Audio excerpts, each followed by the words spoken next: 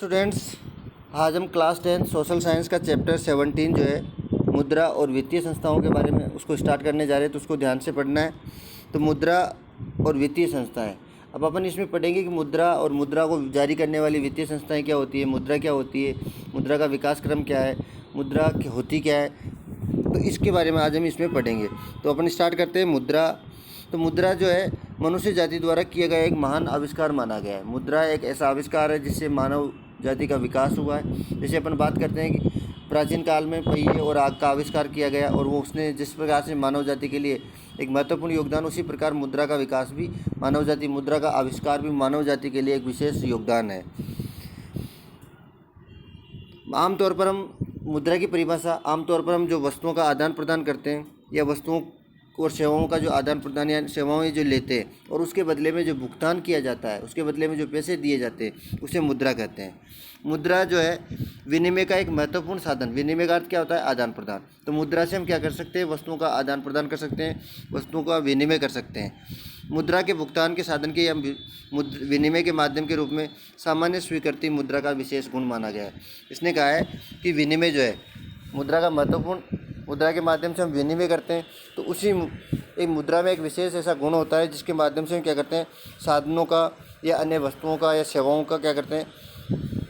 उपयोग करते हैं और उसके बदले में जो भुगतान करते हैं। तो विनिमय के माध्यम के रूप में सामान्य रूप से मुद्रा को स्वीकार किया जाता है। सामान्य स्वीकृति मुद्रा का विशेष गुण भी माना गया है। नेक्स्ट अपन बात करते हैं विनिमय। तो अपन मुद्रा की परिभाषा क्या लिखेंगे? मुद्रा की परिभाषा अपन ने देखिए, बात करते हुए उसी प्रकार विनिमय की परिभाषा क्या लिखेंगे?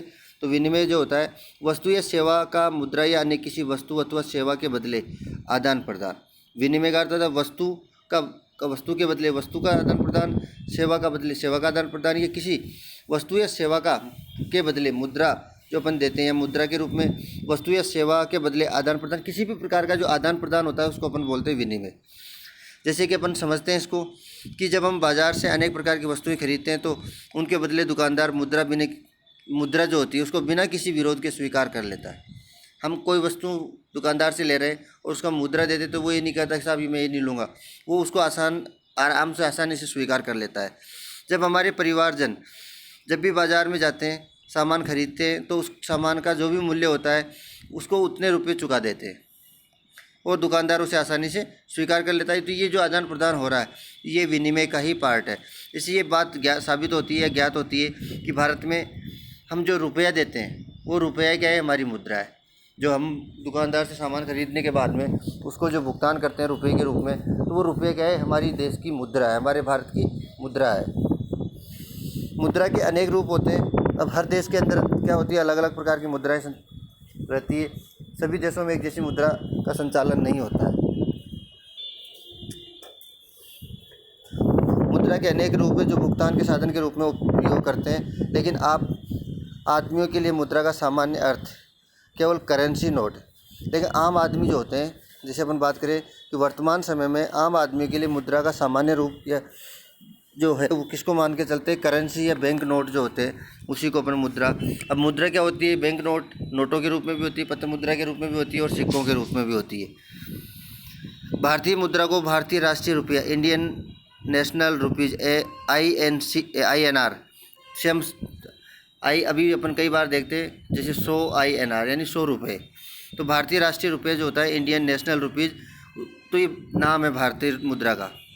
1 रुपया बराबर कितने पैसों के बराबर होता है? 100 पैसों के बराबर होता है। भारतीय रुपये का प्रतीक र और ऊपर 2 आड़ी लाइनें जो होती है वो ये प्रतीक है भारतीय।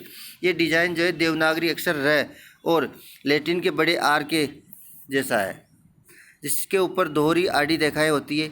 ये प्रतीक जो है किसने बनाया था? D उदय कुमार द्वारा तैयार किया गया था। उसी प्रकार USA की मुद्रा क्या है? US डॉलर, और उसका प्रतीक क्या है? S के ऊपर सीधी लाइन। ब्रिटेन की मुद्रा पाउंड स्टर्लिंग का प्रतीक क्या है? जो ऐप है, उस ऐप छोटा वाला जो ऐप है वो उसका प्रतीक माना गया। यूरोपीय समूह की मुद्रा यूरो का प्रतीक क्या है? E होता है, लेकिन थोड़ा उसको डार्क कर देते, गहरा कर देते। और जापान की मुद्रा जो है, जापान की मुद्रा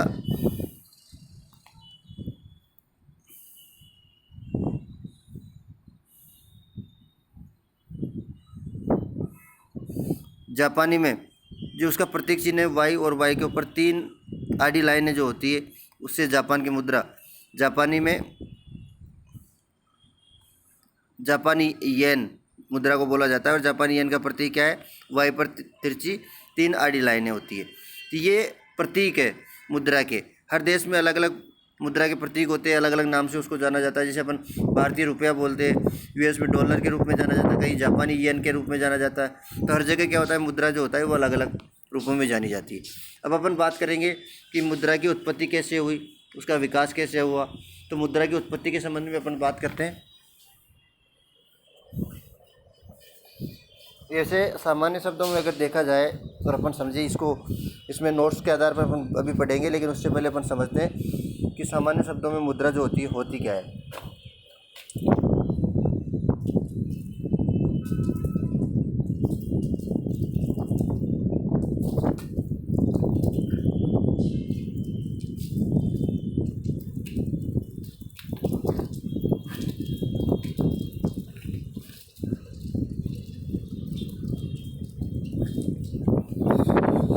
ध्यान से देखते हैं मुद्रा।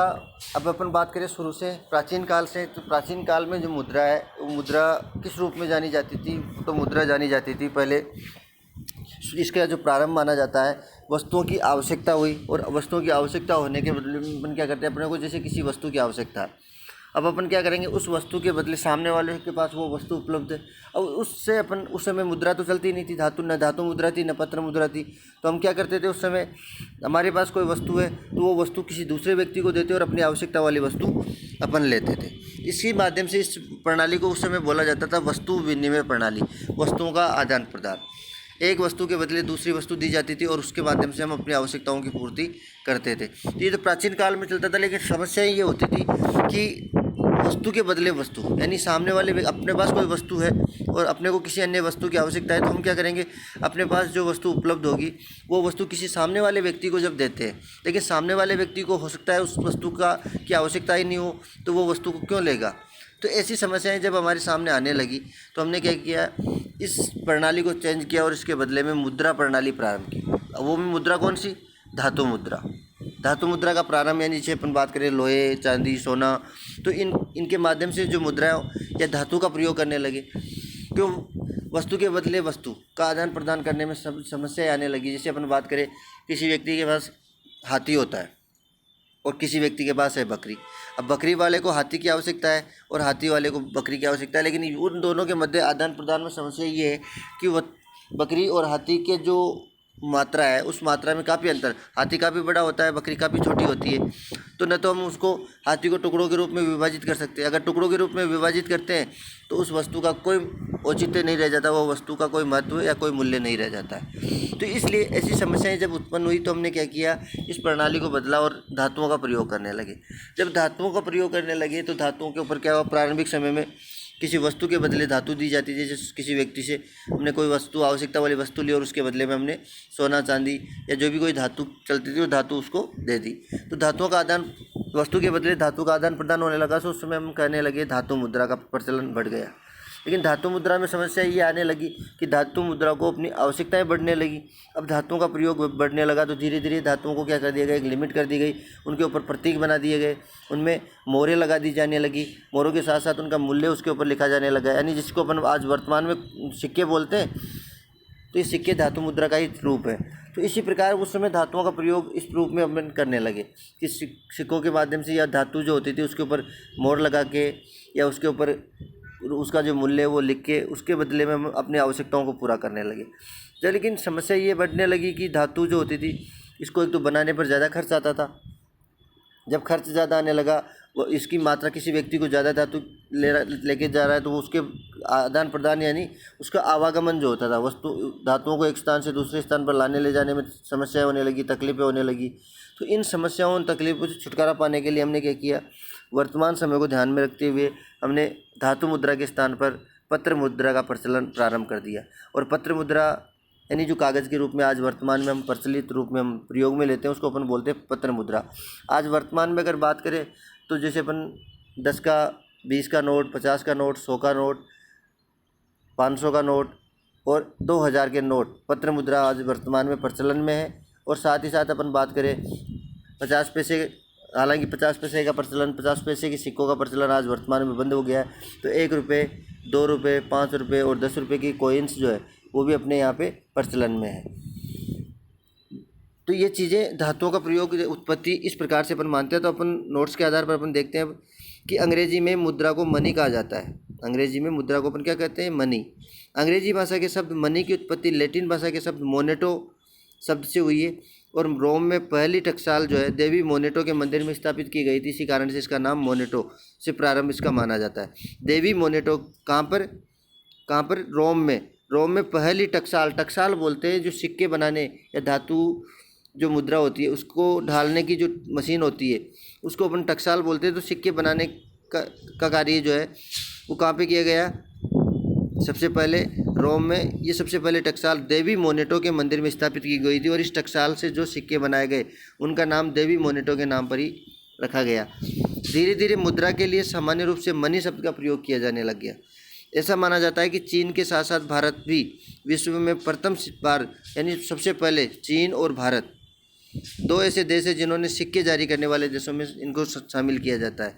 भारतीय सिक्कों का इतिहास ईसा पूर्व, यानी अपने ईसा पूर्व का, अभी वर्तमान में ईस्वी चलता है तो इसे ईसा पूर्व से ही माना जा रहा है, चलता आ रहा है। ईसा पूर्व ही सिक्कों का प्रयोग प्रारंभ हो गया था। भारत में पहला रुपया शेरशाह सूरी द्वारा, अब शेरशाह सूरी अब कौन था? ये शासक था कौन सी शताब्दी में? 16वीं शताब्दी में।